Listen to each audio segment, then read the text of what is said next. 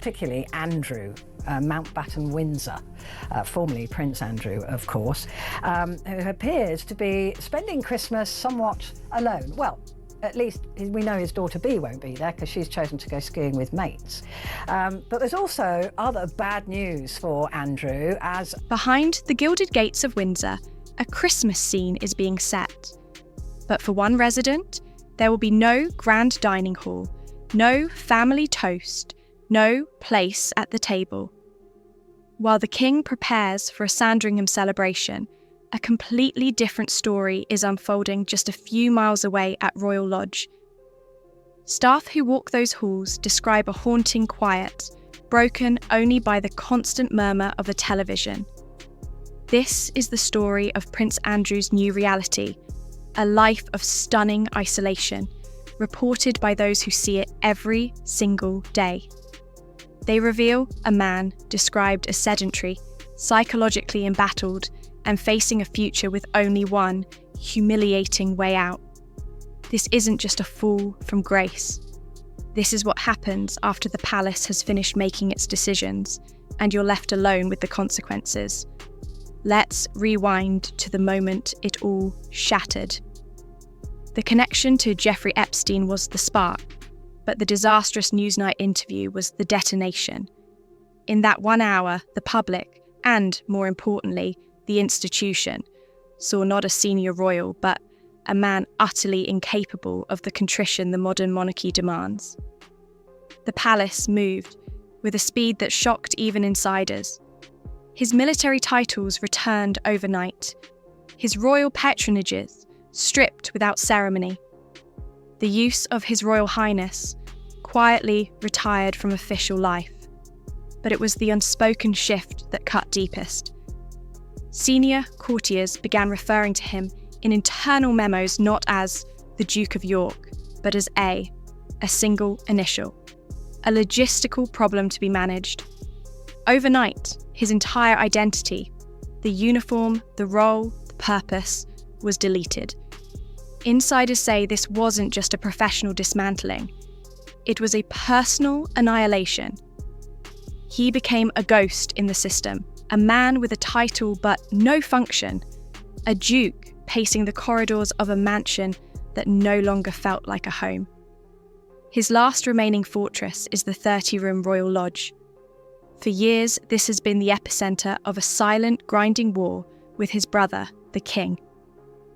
Charles, architect of a slimmed-down monarchy, views Andrew's tenancy as a glaring anomaly, a financial drain and a symbolic failure. The reported plan is a forced downsizing to Frogmore Cottage, a property forever linked to another royal exile. But Andrew is clinging to this mansion with everything he has. Why? Because it's more than a home. It's his last tangible asset, the final symbol of the status he believes he's owed. Sources close to his circle claim he sees the lease as his last piece of leverage, a legal document that, in his mind, gives him a standing the courtiers have tried to take away. The palace's counter-argument is brutal in its simplicity. Why should the Crown fund, through security and upkeep, a palace for its greatest liability? This stalemate isn't a family spat.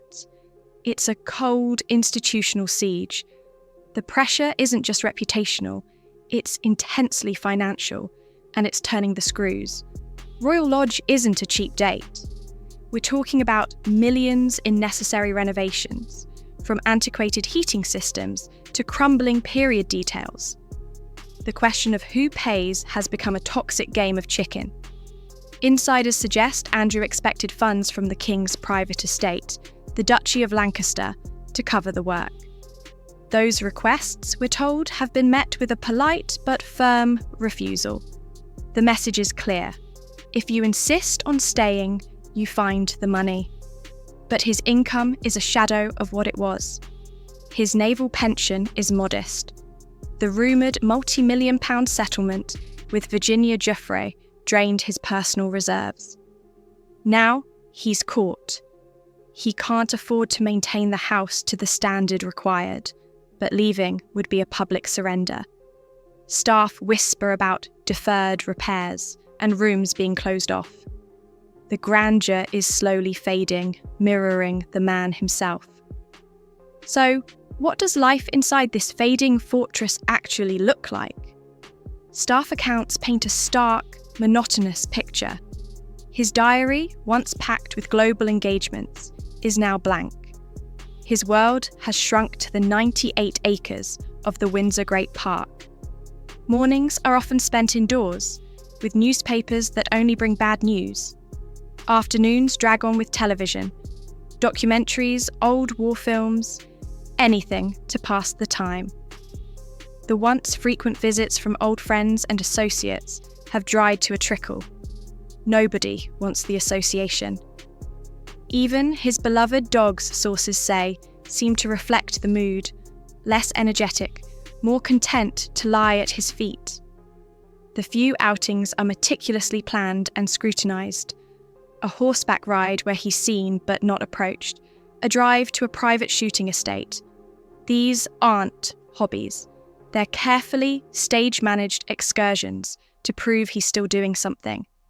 But everyone knows the truth. This is the life of a man in permanent standby mode, waiting for a recall that is never coming. The most painful isolation isn't physical, it's familial. His relationship with King Charles is described not as a brotherly feud, but as a sovereign managing a persistent institutional crisis. Meetings are rare, and when they happen, they're formal, focused on the situation. The warmth is gone, replaced by the chilly language of duty and consequence. Then there are his daughters, Beatrice and Eugenie.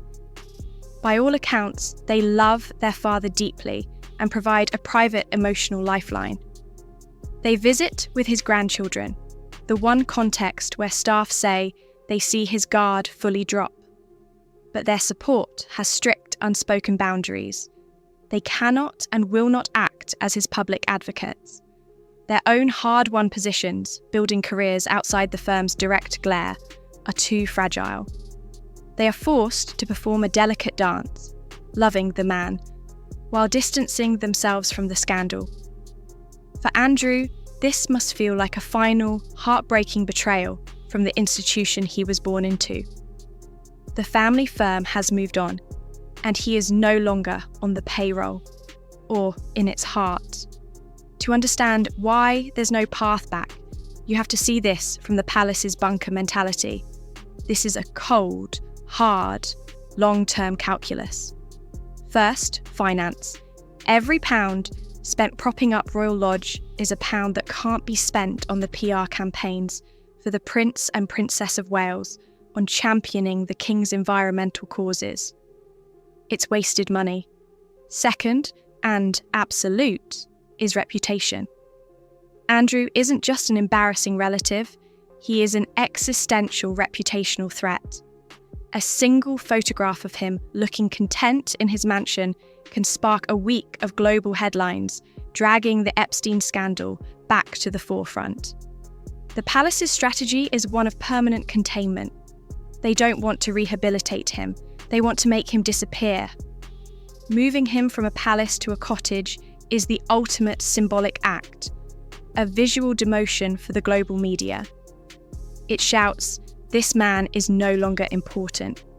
It's not personal, it's the survival of the crown. So, where does this grim stalemate end? The pressure vectors are only multiplying. The financial vice will tighten with every leaking roof tile. The King's resolve, insiders hint, is hardening by the month. Andrew is now facing a choice with no good outcomes. Option 1. Negotiate a graceful-ish exit from Royal Lodge, brokered by his daughters, and accept a life of obscure, cottage-bound retirement. Option 2. Dig in until the end, forcing the King to take the unprecedented, brutal step of legally evicting his own brother. That would be a spectacle of familial destruction the monarchy has never seen.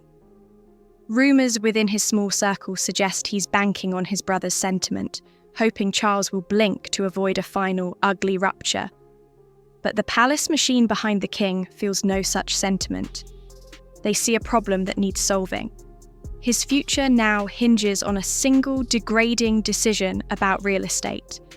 It's a fittingly bleak symbol for a prince who lost everything: his reputation, his role, and, soon perhaps, the last roof that made him feel like a king's son.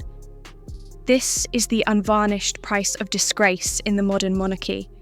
It's a slow, meticulous erasure, not with a bang, but with a tightening budget, a silent phone, and the echoing halls of a house that's become a prison. The palace has all the time in the world. Andrew only has what's left of his pride, and that, according to every insider, is crumbling fast. What do you think will break the stalemate at Royal Lodge? Will financial ruin or family intervention force his hand, or will he force the king into an unthinkable eviction? Let me know your theories in the comments below. For the inside story on the royal family's most shocking secrets, the kind the palaces don't want you to hear, you need to be subscribed to Royal Family Daily. Hit that subscribe button and ring the notification bell, because we don't just report the news. We uncover the story behind the throne. Thanks for watching.